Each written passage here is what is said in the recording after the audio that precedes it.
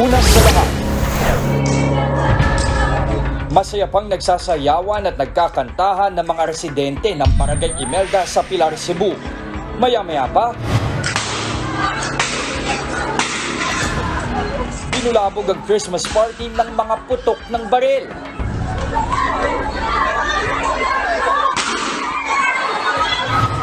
Dalawa ang patay sa insidente. Naaresto naman ng mga pulis ang gunman. Ang motibo sa pamamaril, alamin maya-maya lang. Magandang hapon, Pilipinas. Narito na ang malalaking balita sa Frontline. 6 na taong gulang na bata sa Antipolo, patay sa sunog ngayong bisperas ng Pasko. Sa pool sa video, 2 namalengke sa Davao City para sa Noche Buena, patay matapos araruhin ng military truck. Ang nagmaneho, lalaking may problema umano sa pag-iisip. 18 kaso ng bagong Omicron subvariant ng COVID-19 na JN1 na itala ng Department of Health. Mga papuntang Laloma sa Quezon City, ipit na sa traffic dahil sa mga naghahabol bumili ng lechon. Sa ating Happy Christmas weekend, alam niyo bang may natatagong pasyalan sa Baras, Rizal na relaxing resto by the lake? At breakup ni na Kim Chu at Sian Lim ikinalulungkot ng kanilang mga kaibigan at fans.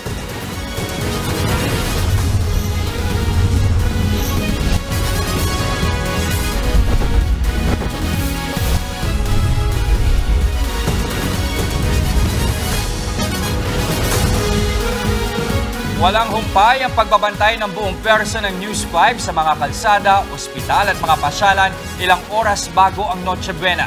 Nasa Parañaque Integrated Terminal Exchange si Rainiel Pawit para kumustahin ang mga naghahabol makauwi ng probinsya. Mga naghahabol namang mamili ng panghanda sa Noche Buena ang binantayan ni Gio Robles sa Divisoria.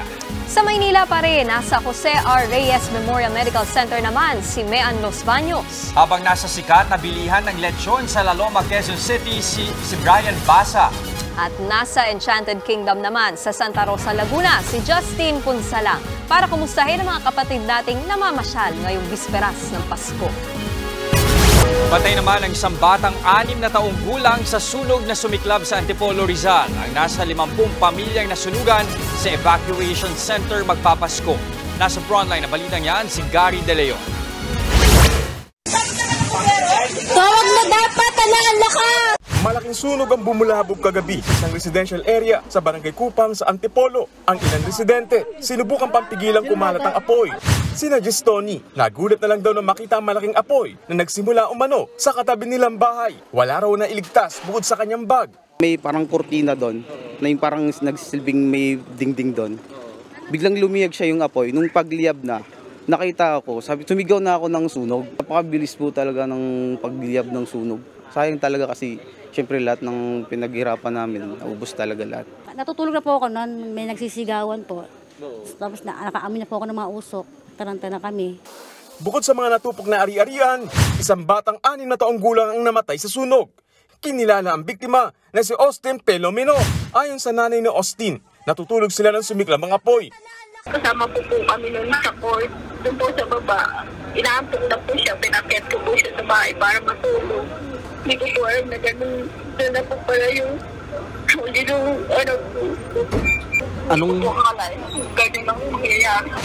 Iniimbestigahan pa ng Bureau of Fire Protection ang sanhi ng sunog. Pero ayon sa kapitan ng barangay, napabayaan kandila ang posibleng naging mitsa ng apoy. Aabot sa 40 bahay at nasa 50 pamilya ang apektado. Pansamantala silang tumutuloy sa mga modular tent na ibinigay ng barangay. Dito na sila magpapalipas ng Pasko at Bagong Taon. Ang commitment namin, it's all-out support para sa kanila from the barangay. Lalo na itong Pasko na ito, ang importante na lang sa ngayon ay sama-sama sila. Lahat po ng pangangailangan ay ipoprovide namin para po sa kanila. Nagbabalita mula sa Frontline, Gary De Leon, News 5. May mga humahabol pa ring makauwi ng probinsya para sa Noche Buena. Ang mga biyahe naman pabalik ng Metro Manila, ngayon pa lang, puluan na. At live mula sa Parañaque Integrated Terminal Exchange, nasa frontline ng balitang yan, si Rainiel Pawit. O Rainiel, may masasakyan pa ba ang mga chance passenger? Vicky, on schedule at marami pa rin nga ang mga bus na pa Southern Luzon at Bicol Region dito sa PTEX. Yung mga kapatid natin na narito ngayon ay umaasa na makakahabol pa sa selebrasyon ng kani-kanilang pamilya ngayong gabi. Mula pa sa Baguio City ang estudyanteng si Noriel. Kagabi lang natapos ang kanyang schoolwork kaya madaling araw na siya nakabiyahe pa Maynila. Bandang 3:00 ng hapon, bumiyahe ulit siya pa Naik, Cavite para makahabol sa Noche Buena. Loaded po talaga yung SEM na to, madaming schoolworks. Sumasabay nga po sa holiday actually, hindi pa po talaga tapos yung mga requirements. Ngayong holiday po, maggagawa pa po kami ng mga research paper. Ang admin officer naman na si Mary Joy katatapos lang ding ayusin ang payroll sa kanilang opisina. Pagkatapos masigurong may sasahuri ng mga kapwa-empleyado ngayong holidays, diretso agad siya sa terminal para asikasuhin naman ang sariling pamilya. Pahinga po kasi long weekend nga po. Kanina, payroll namin, oras na kami nakauwi po kasi sobrang dami kasi ayun, unang umaga na kami. Sa ngayon, bahagya ng mas maluwag sa terminal kumpara nitong nakaraang 2 araw. Ayon sa PITX Management, kagabi ang pinakamaraming dagsa ng mga pasahero na umabot sa lagpas 204,000. Patuloy naman ang paalala ng mga bus company na huwag nang magdala ng mabibigat na gamit, lalo yung hindi kasya sa compartment. Sa mga magdadala naman ng alagang hayop, siguraduhin vaccinated ito at may lalagyan. Mula December 15 hanggang January 3, inaasahang aabot sa 2.6 million passengers ang gagamit ng PITX. Nikki, piso mula sa mga bus line dito sa PTEX para nga doon sa publiko na umuwi sa kanilang probinsya na mag-book na agad nung kanilang pabalik na ticket pa Maynila para nga dito sa January, sa first week ng January. Dahil nga kung makikita yung reservation strategy na grid nitong mga bus line ay punuan na nga ang mga ito. Balik sa inyo dyan, Nikki. Maraming salamat, Rainiel Pawi. Matinding traffic ang sinuong ng mga motorista sa Gumaca, Quezon ngayong bisperas ng Pasko. Mabagal ang usad ng mga sasakyan sa isang lane ng Gumaca Highway. Halos wala namang galawan sa dulong bahagi ng kalsada. Ayon sa lokal na pamahalaan, dahil yan sa dami ng mga sasakyang galing Metro Manila patungong Kabikulan. Nakapagpalala rin sa traffic ang ginagawang kalsada sa Barangay Pansol sa bayan ng Lopez. Marami rin daw mga pasaway na motoristang nagka-counterflow. Nakabili na ba ang lahat ng pangregalo at pang Noche Buena? Sa Divisoria, dagsa ang last-minute Christmas shoppers. Live mula sa Maynila, nasa frontline ng balitang yan si Gio Robles. Gio, kamusta naman ang tawaran dyan sa DV? Pasko naman eh.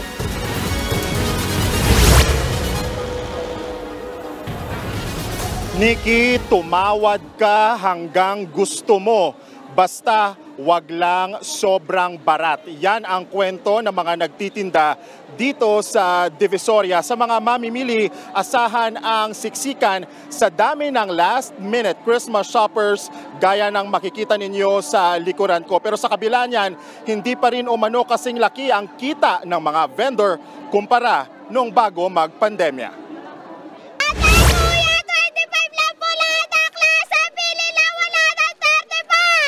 200 lang to, 200 lang to, Lea. Buyer! Kanya-kanyang diskarte ang mga tindero-tindera sa Divisoria. Sinasamantala na nila ang dagsa ng last-minute shoppers na bumibili ng panregalo ngayong bisperas ng Pasko. Gaya na lang ni Chris na naging busy raw sa trabaho kaya ngayon lang nakapamili. Medyo nagtitipid kaya nandito tayo sa Divisoria. Pero ayon sa ilang nagtitinda, hindi pa rin anila na ibabalik ang dating sigla ng Divisoria. Hindi pa rin daw sing dami noong bago magpandemya ang mga namimili ngayon. Matumal ngayon kasi mga nagdaang taon. Magdaang taon, September pa lang kumikita na kami. Ngayon napakatumal, sobra. December na halos hindi pa namin makita ang Pasko. Ang matindi raw nilang kakompetensya ang mga online shop. May na kasing mga online po. Yung iba sa online na lang, hindi na pumupunta ng Divisoria. Sa kabila niyan, tuloy daw ang kanilang pagkayod para maging merry ang Pasko. Kahit barya-barya lang, pag pinagsama-sama mo, magiging malaki na rin yun, kahit pa paano. Sa mga nagbabalak pang humabol ng shopping dito sa DV, patok ang mga laruang naglalaro sa 25 hanggang 300 pesos ang presyo. May cute na stuffed toys din na 75 hanggang 1,500 pesos. Sa mga naghahanap ng pang-OOTD na pamasko, meron ding ternong damit at murang sapatos na hindi lalagpas ng 500 pesos ang presyo. Bukod sa TV, hindi rin daw ramdam ng ilang nagtitinda sa Sierra Madre Market sa Mandaluyong ang Pasko. Ang tumal daw ngayon ng bentahan. Wala parang regular din lang. Si Jerry na nagtitinda ng buko pang fruit salad, 20 sako pa lang ang nabebenta. Malayo sa dating hanggang 80 sako ng bukong nauubos niya tuwing bisperas ng Pasko. Kasi busy ako. Ngayon, walang pila. Oo, maluwag. Damang-dama daw nilang pagtitipid ng mga mamimili dahil sa mahal ngayon ng mga bilihin. Maging ilang supermarket gaya ng isang ito sa Quezon City, kapansin-pansing mas kaunti raw ngayon ang mga namimili ng pang Noche Buena. Kwento ng mga tauhan doon, di raw gaya dati na aligagana sila sa dami ng mga customer tuwing December 24.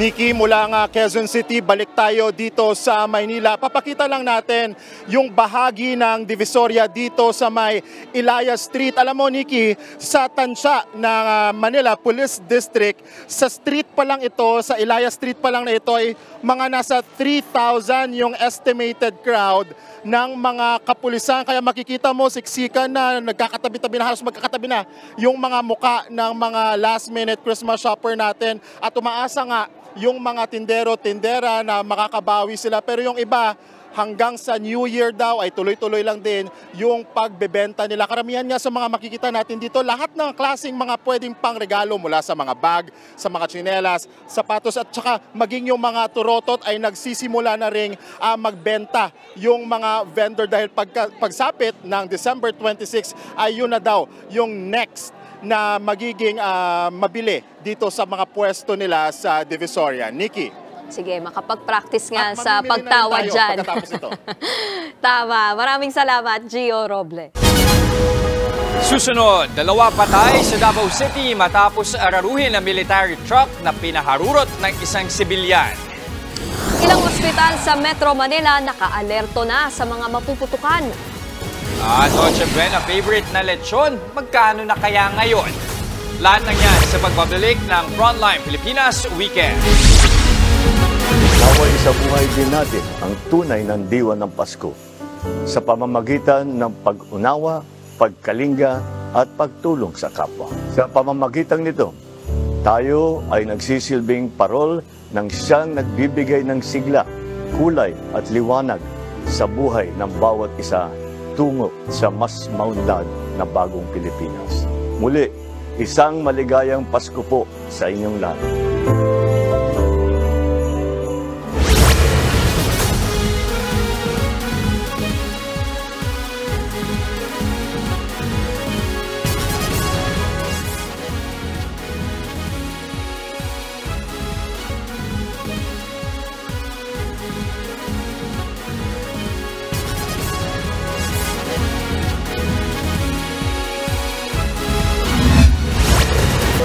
Bisperas pa lang ng Pasko, handa na ang ilang ospital sa Metro Manila sa mga mabibiktima ng paputok. Live mula sa Jose R. Reyes Memorial Medical Center sa Maynila, nasa frontline ng balitang yan si Mean Los Baños. O Mean, ito bang mga gagamiting aparato nakapwesto na? Yes, Nikki, magandang gabi sa iyo. Mula nga sa mga kagamitan, gamot, nurses, doctors ay all set na dito sa Jose Reyes Memorial Medical Center para rumisponde sa wag naman sana pero mamalasing tatamaan ng paputok ngayong magpapasko hanggang bagong taon. Taon-taon kasi, Nikki, marami ang sinusugod na biktima ng paputok dito sa Jose Reyes Memorial Medical Center dahil bukod sa trauma center sila ay residential area din yung paligid ng ospital na ito. Handa na ang treatment area sa loob ng emergency room ng Jose Reyes Memorial Medical Center. Ang isang pares ng kamay na ito kung saan may nakatusok na alambre at may mga putol na daliri kasama sa mga sasalubong sa mga pasyenteng dadalhin dito sa ER. Tanda raw na maaring maging ganito ang sapiti ng mga malalasing at matatamaan ng paputok ngayong Pasko hanggang bagong taon. Ito po yung medical grade na drill po namin. So, kunwari po yung pasyente pumasok po sa emergency room, may bali po. Tapos, ang gusto po namin ay ibalik pa po yung buto ng pasyente. So, gagamitin namin yung drill para magpasok po ng mga alambre para madugtong po yung buto. Kompleto rin sa mga panlinis ng sugat at may higanting bolt cutter din sa treatment area. Hindi po namin ito mismo yung ginagamit sa operating room. Pero usually po kasi yung mga pasyente, pag nasabugan po, meron po silang mga katabi na singsing na hindi na po natatanggal or mga bracelet po na masisikip, hindi na po natatanggal. Ito po yung pangputol. Dalawa na ang naitalang biktima ng firecracker-related injury dito sa JRR MMC. Isang 49 years old na babaeng naputukan ng kwitis at isang 12 anyos na naputukan ng whistle bomb. Bukod sa mga naputukan, pinaghahandaan na rin ng ospital ang mga mabibiktima ng aksidente sa daan, mga saksakan o kay mga naha-high blood dahil sa pagkain na matataba. Para dun sa mga magse-celebrate ngayong Pasko, kapag meron na pong mga nararamdamang sintomas, huwag mag-atubili po na pumunta ng ospital. Hilo, sakit ng ulo, sakit ng batok. Bagamat may mga insidente ng COVID-19, wala naman daw spike o naitalang pagdami ng kaso dito sa JRR MMC. Pero mandatory pa rin ang pagsusuot nila ng face mask. Sa anunsyo naman ng DOH ngayong araw, meron ng naitalang 18 kaso ng bagong COVID-19 Omicron subvariant na JN1. Nadetect ito sa mga samples na nakolekta noong November 16 hanggang December 3. Pero lahat daw nakarecover na. Ayon sa DOH, nasa variant of interest ng World Health Organization ang JN1 pero walang datos mabilis itong makahawa o mas matindi kumpara sa ibang variant. Sinasaluduhan naman natin ang mga medical frontliner na dito na sa ospital magno-Noche Buena, gaya ng nurse sa si Ralph Kenneth na pang-4 na taon na naka-duty ngayong Pasko. Malungkot dahil hindi ko makakasama ngayon yung pamilya ko sa Noche Buena. Pero masaya na rin dahil nakakatulong ako sa mga pasyente. Dito kami na mag-medianoche. Total, meron naman akong video call ngayong so pinapakita rin namin na kami habang kahit na busy, may time para mag-celebrate kahit paano po.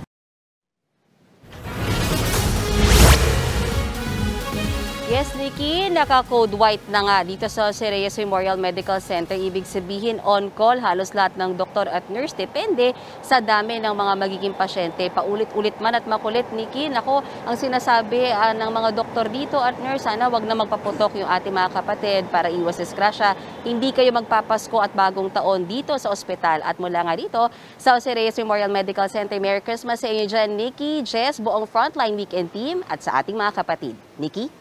Maraming salamat, Mayan Los Baños. Merry Christmas din. Kung ang hanap nyo ay masaya at exciting na pasyalan this Christmas and New Year, swak dyan ang classic theme park sa Pasay City na siguradong magbibigay sa inyo ng kakaibang adrenaline rush. Nasa frontline na balitang yan, si Rainiel Pawi.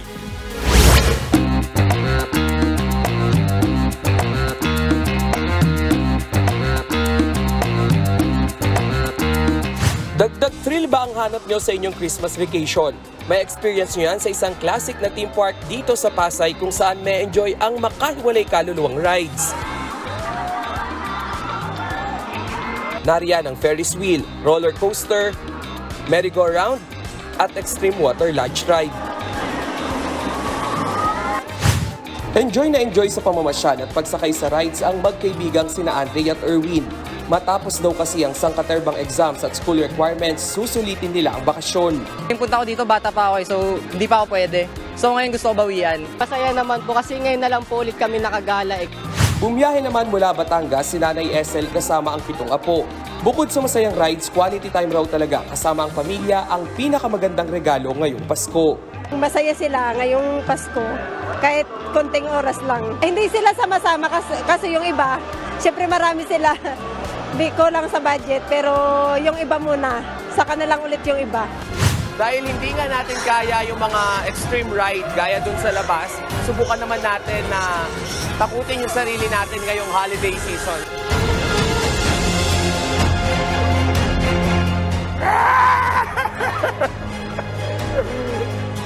The prank! Pag napagod na sa rides, don't worry dahil may mga food court at mini pasalubong shops na swak sa bulsa. Extended ang saya sa mismong araw ng Pasko at Bagong Taon. Adjust talaga kami ng oras. Ang open ng park namin ay 1 o'clock hanggang 11 o'clock. So Christmas open po kami ng 10 a.m. up to 1 a.m. Same with New Year's Day.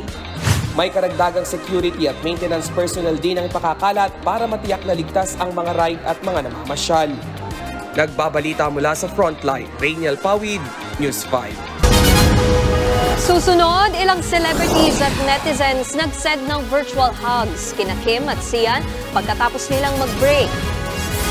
Lechon sa La Loma, pinipilahan ilang oras bago ang Noche Buena. At silipin natin ang Resto by the Lake sa Baras, Rizal na swak sa Christmas pasyalan. Huwag kayong bibitiyo, magbabalik ang Frontline Pilipinas sa weekend.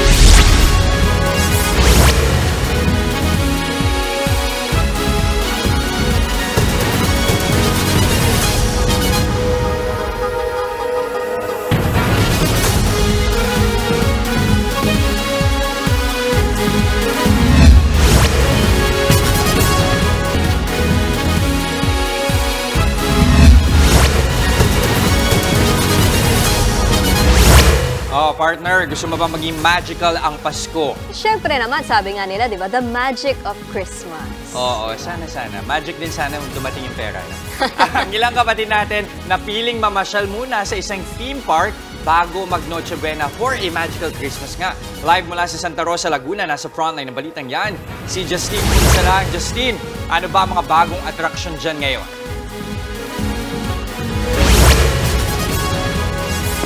Jess at Nikki, marami sa ating mga kapatid ang maagang nag-celebrate ng Pasko dito sa Enchanted Kingdom.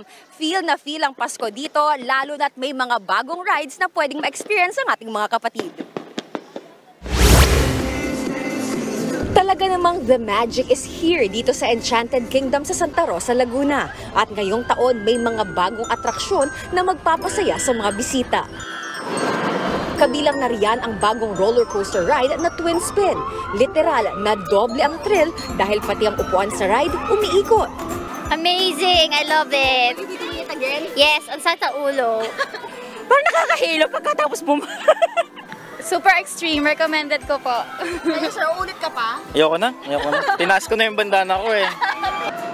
Pinipilahan din ang Classic Space Shuttle at ang Wheel of Fate.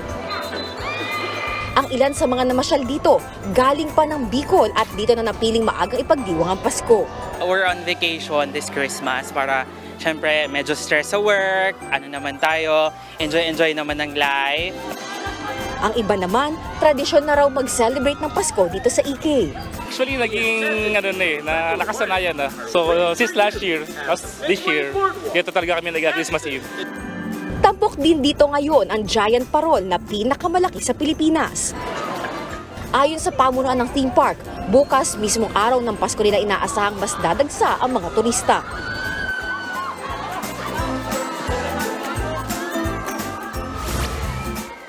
Jess at Nikki, sulit na sulit talaga ang pagpunta dito sa Enchanted Kingdom. Kanina nga lang, nakita nyo na gabi-gabi may fireworks display. Pero para sa araw na ito, bisperas ng Pasko, pati na rin sa bisperas ng Bagong Taon, hanggang alas 7 lang ng gabi bukas ang Enchanted Kingdom. Pero sa December 25, mismong araw ng Pasko at sa January 1, hanggang alas 9 naman bukas ang Enchanted Kingdom dito sa Laguna. Jess at Nikki?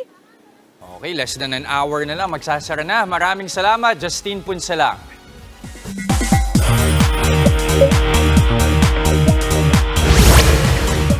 Nagpaabot ng suporta ang ilang celebrities at netizens sa breakup ni Kim Chiu at Sian Lim. Kahapon kinumpirma ni Kim ang end of a love story nila ni Sian matapos ang ilang buwang espekulasyon ng publiko. Karapatan daw ng kanilang fans na malaman ang totoo. Sa relasyon, kung minsan daw hindi sapat ang pag-ibig lang. Mutual daw ang desisyon nilang maghiwalay. Nagpasalamat si Kim kay Sian sa kanilang 12 taong relationship. Hiling ni Kim sa publiko, irespeto ang pagtatapos ng kanilang chapter. Wish naman ni Sian, mahanap ni Kim ang love at happiness na deserve niya. Sabi pa niya kay Kim na tinatawag niyang petunia o isang uri ng bulaklak, no goodbyes and see you around. Isa sa unang nag-send ng hugs kay Kim ang kapatid nating si Kalad Karen. Bumuhos din ang love comments ni Ann Curtis, Angelica Panganiban at Ryan Bang. Si Bella Patilla naman, sinabing lagi siyang nandyan para kay Kim. Susunod, sa mga nag-iisip pa ng papasyalan bukas, pwede kayong mag-celebrate ng Pasko by the lake sa Baras, Rizal. Ang lechon sa La Loma, mabenta na bago mag Noche Buena. Tuloy-tuloy ang balitaan sa Frontline Pilipinas Weekend.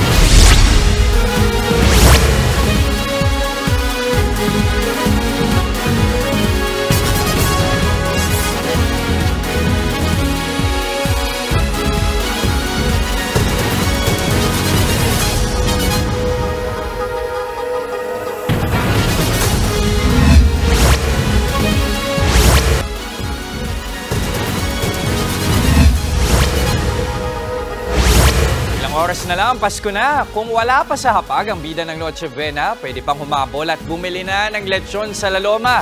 Live mula sa Quezon City, nasa frontline na balitang yan, si Brian Basa. Brian, pakita mo nga ang patunay na lechon is live para sa mga Pinoy. Tama, Jess, parang fiesta ngayon dito sa La Loma, Quezon City. Kita nyo ba tong hanay ng mga lechon? Puro bagong luto yan. Hindi lang kasi dapat feel na feel, kundi lasap na lasap ang Pasko.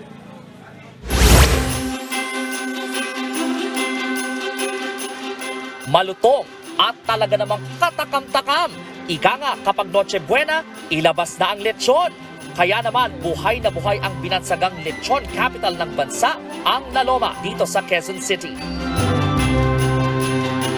Doble kayod na ang mga lechonero ngayong bisperas ng Pasko. Sindami ng mga nakahani na lechon ang mga dumarayong mamimili. Kahit daw nagmahal ang presyo, lechon is life pa rin para sa maraming Pinoy. Hindi mo na kailangan ng sauce, tapos malutong, masarap. It wouldn't be a Christmas kapag walang lechon. Pag wala yan, parang hindi kompleto yung handa. Tumaas talaga. Dati kasi malalaki na binibili namin ngayon, parang medyo tama na lang. Dahil peak season, naglalaro sa 9,000 hanggang 12,000 piso ang isang buong lechon. Mas malaki, mas mahal. Kung di naman ganong karami ang kakainin, pwedeng per kilo na lang ang bilhin. 400 pesos ang 1/4 at 1,500 pesos ang isang kilo. Sa mga mahilig naman sa ulo at pata, 600 pesos yan kada kilo. At kung di afford ang lechon ngayong taon, may giant barbecue naman at chicharong bulaklak. Ang mahalaga naman daw na pagbubuklod ng pagkain at tradisyong Pilipino ang mga nagsasalo-salo. Ang mga pamilyang Pilipino na nangangailangan ng simbolo ng tagumpay at kasaganaan at pagmamahal sa pamilya, yung lechon. Dahil sa dami ng namimili ng lechon dito, nako, grabe rin ang traffic. Usad pagong ang mga sasakyan sa NS Amoranto Senior Avenue, Calavite Street at Blumentritt Road. Kaya sa mga naghahabol na bumili ng lechon, pwede naman kayong magpa-deliver online para hindi maipit sa traffic.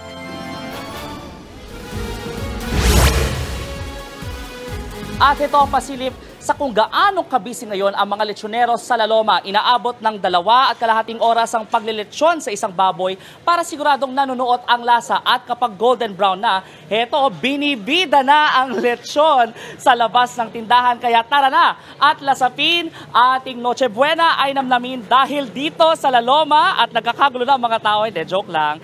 Dito sa La Loma, feel na feel ang Paskong kapatid. Merry Christmas! Balik sa inyo, Jess. Akala ko may pa-ASMR ka, Brian. Umaasa ako ng malutong. Ayan na nga. Sige nga, parinig. Oo. Ayun naman. Pambihira. Baka pwedeng paki-take out kami dito ng lechon, Brian. Pahabol. Aabot pa yan. Oo naman. Maraming... Masarap eh. Dapat baktikman nyo rin to. Oh, magdala ka rito. Maraming salamat, Brian Basa. Muli paki-take out na kami ng lechon na may malutong na balat. Maraming salamat.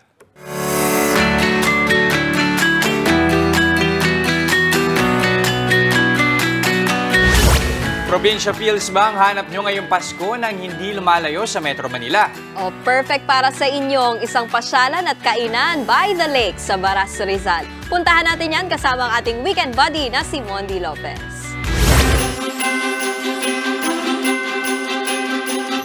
May pangregalo na ba ang lahat? Kung wala pa, we got you. Always. Gift ko na sa inyo isang Christmas pasyalan na masarap ding kainan. Pasko na everyday sa mga Antila, dito sa Baras Rizal.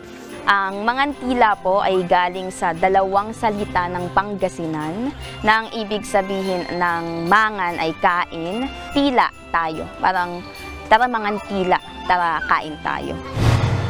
Di ka pa man kumakain, tiyak busog na ang mata sa mga pailaw. Ramdam na ramdam ang Christmas vibes dahil sa 30,000 lights. Pangmalakasan at ang mas nakakabilib, eco-friendly rin ang lugar. Ang power supply rito, solar. Dinarayo rin ang Christmas photo session na kung tawagin ay pilikmata ng kambing hanggang sa view ng Laguna Lake mula sa Maninina Kawayan Bridge. Say cheese naman dyan! Ang structure at design ng tulay dito ay hango sa gamit sa pangingisda, gaya ng baklad. Kita nyo yan? Yung makawayan na yan. Kung sa monito-monita, something made of bamboo ang tema. Ang mga pinagputulang kawayan na ginamit sa tulay, maaari makabuo ng Christmas bamboo tree at sabsaban ng Belen. Pagsasaluhan ng mga bisita ang Christmas handa sa loob ng mga nipa hut cottages na gawa rin sa kawayan. Ang pinakamasarap na regalo na bubuo sa salo-salo, Baras authentic food gaya ng inulang o sinigang na hipo na may gata at halong miswa. At sinigang na bundok, tampok ang mga gulay na gabundok sa dami ng pagpipilian plus sinahugan ng inihaw na dalag. Heto pa, feeling mo nakatanggap ka ng surprise na regalo sa islang mabibingwit mo. At para mas feel mo ang Christmas, ilabas na ang panghimagas. Nakakagutom ang amoy ng bibingka at puto bumbong. May regalong pumaskong awitin naman ang grupo ng mga kabataan. Laging feel damang-dama ang sigla. At kung next level na regalo naman ang hanap nyo, magpa-picture sa mga mahogany trees na kagaya ng sikat na Nami Island sa Korea. Instagrammable yun! Kapalit ng 30 pesos na entrance fee, marerelax ka talaga at madarama mo ang buhay probinsya. Abot kayang exchange gift, ha? First time lang po namin ngayon dito pumunta pero nag-enjoy po ang mga bata. Pati mga pagkain masasarap. Pero teka, alam nyo ba na bago gawing pasyalan, dati pala itong rancho ng mga kambing at kabayo? Trivia unwrap! Laging tandaan, ang puso ng Pasko ay hindi lamang nababase sa regalo, kundi sa pagmamahalan at oras na inilalaan sa bawat isa. Happy weekend at Merry Christmas, mga kapatid! Mondi Lopez, News 5. Ginugutom tayo Sasabihin ko pala kanina, lechon. Tapos ngayon. Pero sakto, ilang oras na lang naman, handaan na. Tis-tis na lang ng konti. Dahil mga kapatid, Noche Buena na mamaya. Mula sa amin dito sa News 5, Merry Christmas mga kapatid. Maligayang Pasko pa mga kapatid at yan ang mga balita mula sa frontline ng Pilipinas ngayong weekend. Mga balita at impormasyon para sa may alam at may pakialam. Ako po si Nikki De Guzman. Kami ang inyong mga kasangga sa pagbabalita. Ako naman si Jess De Los Santos. Magandang gabi at maligayang Pasko, Pilipinas.